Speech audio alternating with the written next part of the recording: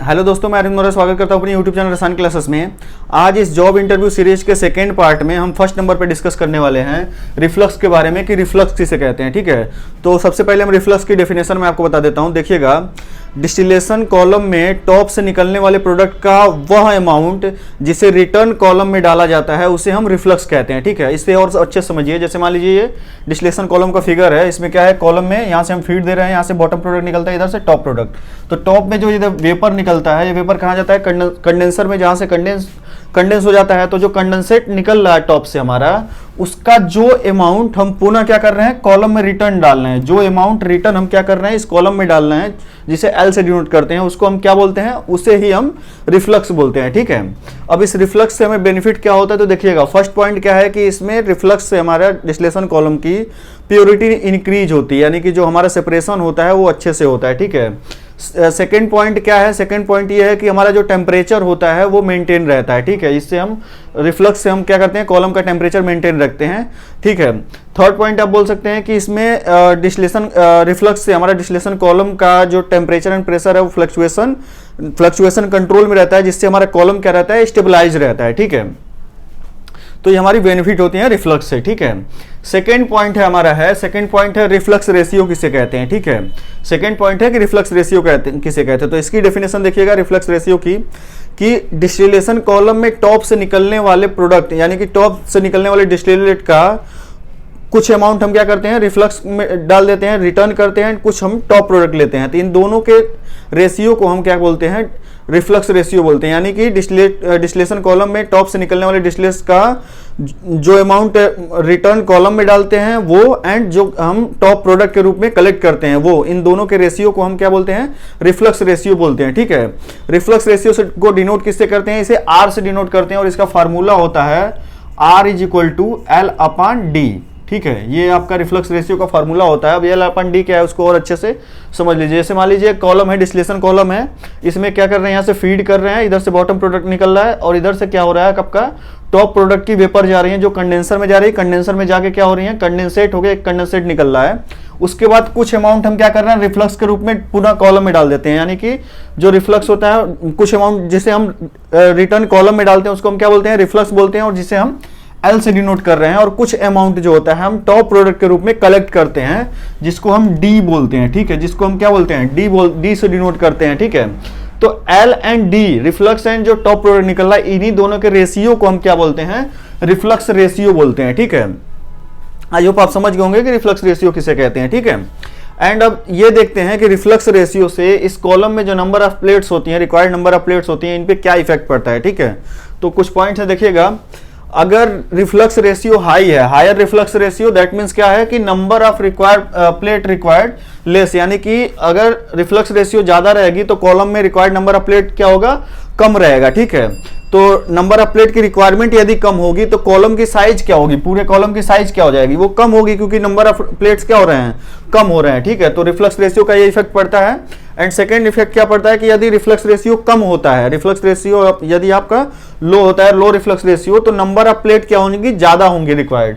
यानी कि distillation column में सेपरेशन के लिए, प्रॉपर सेपरेशन के लिए उस टाइम पे नंबर ऑफ प्लेट की रिक्वायरमेंट क्या होगी, ज्यादा होगी, और नंबर ऑफ प्लेट रिक्वायरमेंट ज्यादा होगी तो कॉलम की साइज क्या हो जाएगी, वो बढ़ जाएगी, यानी कि लार्ज कॉलम हाइट, यानी कि कॉलम की हाइट बढ़ेगी। ठीक है, तो ये चीज आप पॉइंट याद रखिएगा कि यदि रिफ्लक्स रेशियो हायर है तो नंबर ऑफ प्लेट की रिक्वायरमेंट कम होगी, और कॉलम की जो साइज होगी क्या होगी, स्मॉल होगी, यानी कि कम होगी। एंड अगर लो रिफ्लक्स रेशियो है तो कॉलम की साइज हाइट, मतलब कॉलम की जो हाइट होगी वो ज्यादा होगी, और नंबर ऑफ रिक्वायर्ड प्लेट क्या होंगे, वो ज्यादा होंगे। ठीक है, तो आई होप आप रिफ्लक्स रेशियो भी समझ गए होंगे। ठीक है, थर्ड पॉइंट आपका जो है वो है वेपोराइजेशन। वेपोराइजेशन किसे कहते हैं। ठीक है, आज हम इस वीडियो में डिस्कस करने वाले हैं कि वेपोराइजेशन और इवेपोरेशन, वेपोराइजेशन और इवेपोरेशन, इन दोनों में डिफरेंस भी देखेंगे। ठीक है, तो फर्स्ट नंबर पे देखते हैं कि वेपोराइजेशन किसे कहते हैं। वेपोराइजेशन की डेफिनेशन देखिएगा, वेपोराइजेशन वह प्रोसेस है जिसमें किसी लिक्विड को जब उसके बॉइलिंग पॉइंट तक हीट किया जाता है तो वो लिक्विड वेपर फॉर्म में कन्वर्ट होने लगता है। ठीक है, ये पॉइंट आप याद रखिएगा कि वेपोराइजेशन में किसी लिक्विड को उसके बॉइलिंग पॉइंट तक हीट करते हैं, देन उसके बाद वो अपना फेज चेंज करने लगता है, लिक्विड से वेपर में कन्वर्ट होने लगता है। ठीक है, एंड सेकेंड आपका क्या है कि इवेपोरेशन है। इवेपोरेशन क्या होता है, इवेपोरेशन की डेफिनेशन देखिए। तो इवेपोरेशन की डेफिनेशन क्या होगी कि इवेपोरेशन वह प्रोसेस है जिसमें कोई लिक्विड अपने सरफेस से स्लोली अपने आप वेपर फॉर्म में कन्वर्ट होता है बिना उसके बॉइलिंग पॉइंट तक पहुंचे, यानी कि उसको उस लिक्विड को उसके बॉइलिंग पॉइंट तक हीट न किया जाए तो भी वो लिक्विड क्या होगा, अपने सरफेस से स्लोली धीरे धीरे वेपर फॉर्म में कन्वर्ट होने लगता है। इस प्रोसेस को क्या बोलते हैं, इवेपोरेशन बोलते हैं, ठीक है। तो इन दोनों में आपको एक बहुत बड़ा सा डिफरेंस दिख रहा होगा कि वेपोराइजेशन में उस लिक्विड को उसके बॉइलिंग पॉइंट तक क्या करना पड़ रहा है, हीट करना पड़ रहा है, ठीक है। लेकिन इवेपोरेशन में क्या होता है कि उसको बॉइलिंग पॉइंट तक हीट करने की जरूरत नहीं है, इवेपोरेशन किसी भी टेम्परेचर पे हो जाता है, होता रहता है, ठीक है। एंड इवेपोरेशन जो है एक सरफेस फिनोमिना है। इवेपोरेशन में क्या होता है कि ओनली सरफेस से ही वेपर्स फॉर्म में कन्वर्ट होते हैं, लेकिन जो वेपोराइजेशन होता है, वेपोराइजेशन में पूरे होल लिक्विड मतलब पूरे लिक्विड वॉल्यूम में आपका वेपर बनने चालू होते हैं जब उसको हम हीट देते हैं। वो जब बॉइलिंग पॉइंट तक उसके बॉइलिंग पॉइंट तक जब हीट देते हैं तो उस टेम्परेचर पे क्या होता है कि वेपोराइजेशन चालू होता है, उसमें मतलब वेपर्स कन्वर्ट होने लगते हैं और वो बॉयल होने लगता है, ठीक है। तो ये मेन डिफरेंस होता है वेपोराइजेशन एंड इवेपोरेशन में, ठीक है। इसको एग्जांपल के रूप में आप समझ सकते हैं। जैसे इसका एग्जांपल मैं आपको दूं, जैसे पानी ले लीजिए आप। अब मान लीजिए एक टब में पानी रख दीजिए, किसी कंटेनर में आप वाटर रख दे रहे हैं, ठीक है। अब एक सीन है कि इसको आप हीट करें, ठीक है। एक सीन है कि इसको आप कोई एक्सटर्नल सोर्स से क्या करें, इसको हीट दें और इसकी बॉइलिंग, वाटर की बॉइलिंग पॉइंट कितनी होती है, 100 डिग्री सेल्सियस होती है। पिछले वीडियो में आपको ये चीजें बता चुका हूं, ठीक है। तो वाटर की बॉइलिंग पॉइंट होती है 100 डिग्री सेल्सियस। तो 100 डिग्री सेल्सियस तक आप हीट करेंगे, उस कंडीशन में वाटर क्या होंगे, बॉयल होना चालू होंगे, यानी कि वेपर्स फॉर्म में कन्वर्ट होने चालू हो जाएंगे, ठीक है। ये वेपर फॉर्म में वेपर फेज में कन्वर्ट होना चालू हो जाएंगे, ठीक है। तो ये जो प्रोसेस है ये क्या है, वेपोराइजेशन है। वेपोराइजेशन क्या होती है, फास्ट प्रोसेस होती है, ठीक है। एंड सेकेंड पॉइंट क्या है कि इस पानी को आप ऐसे ही इस वेसल में रख दीजिए, ऐसे ही इस कंटेनर में रख दीजिए, ये क्या होगा, रूम टेम्परेचर पे भी ये अपने आप थोड़ा वेपर्स में कन्वर्ट होता रहेगा, लेकिन ये बहुत स्लो प्रोसेस होता है, ठीक है। तो इसको हम क्या बोलते हैं, ये इवेपोरेशन होता है, ठीक है।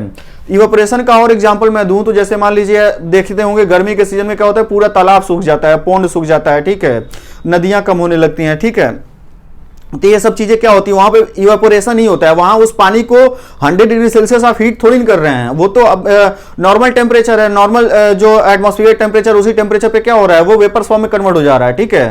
तो वो क्या है, इवेपोरेशन है। जैसे आप मान लीजिए कि आपके फर्स्ट फ्लोर पे पानी गिर जाता है, तो पानी गिर जाता है, वो कुछ देर बाद क्या हो जाता है, वो पानी खत्म हो जाता है, वेपर्स में कन्वर्ट होकर एटमॉस्फेयर में चला जाता है। तो क्या उस पानी को आप 100 डिग्री सेल्सियस तक हीट थोड़ी किए हैं, वो तो अपने आप चला गया ना। तो उस प्रोसेस को हम क्या बोलते हैं, उस प्रोसेस को बोलते हैं इवेपोरेशन, ठीक है। तो इवेपोरेशन में क्या होता है, लिक्विड को उसके बॉइलिंग पॉइंट तक हीट करने की जरूरत नहीं पड़ती है, वो रूम टेम्परेचर पे, कम मतलब किसी भी टेम्परेचर पे वो होता रहता है। वो बहुत एक स्लो प्रोसेस है, धीरे धीरे अपना सरफेस से वेपर फॉर्म में कन्वर्ट होता रहता है। लेकिन वेपोराइजेशन में क्या होता है, उसको उसके बॉइलिंग पॉइंट तक, कोई भी लिक्विड रहेगा, कोई भी वोलेटाइल लिक्विड है, तो उसके बॉइलिंग पॉइंट तक हीट करेंगे, उसके बाद वो क्या होगा, वेपर फॉर्म में कन्वर्ट होना चालू हो जाएगा। लेकिन ये फास्ट प्रोसेस होता है, ठीक है। तो इसको हम क्या बोलते हैं, वेपोराइजेशन बोलते हैं, ठीक है।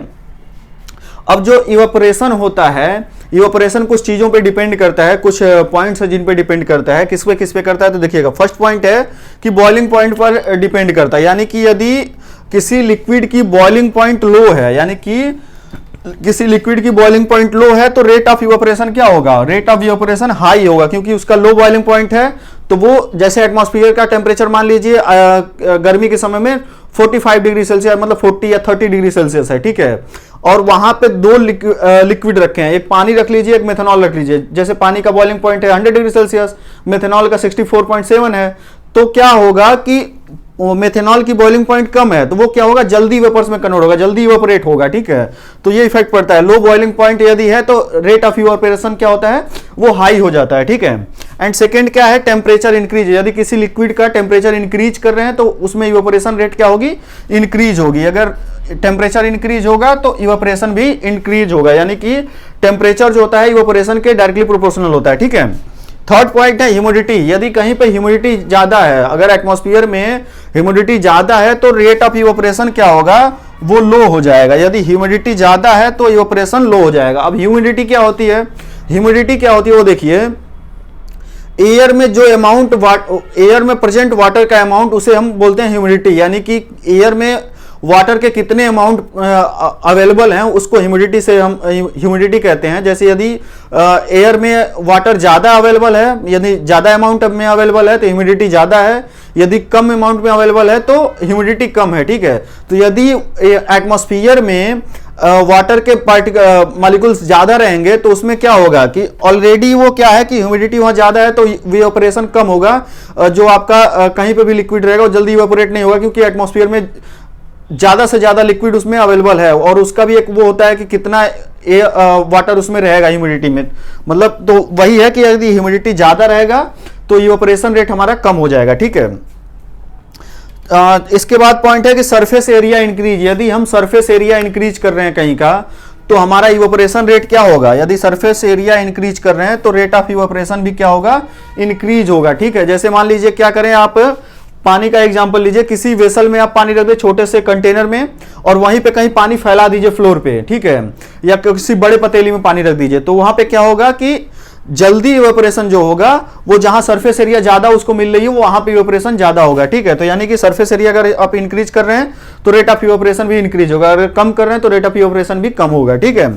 एंड लास्ट पॉइंट है कि एयर का स्पीड पे भी डिपेंड करता है इवेपोरेशन, यदि एयर का स्पीड ज्यादा है एटमॉस्फेयर में तो इवेपोरेशन रेट क्या होगा, ज्यादा रहेगा। ये एग्जांपल आप देख सकते हैं, जैसे मान लीजिए आप रूम में पोछा लगाते हैं और पोछा लगाने के बाद क्या करते हैं, यदि आप फैन चालू कर देते हैं तो जल्दी जल्दी पूरा पानी सूख जाता है, ठीक है।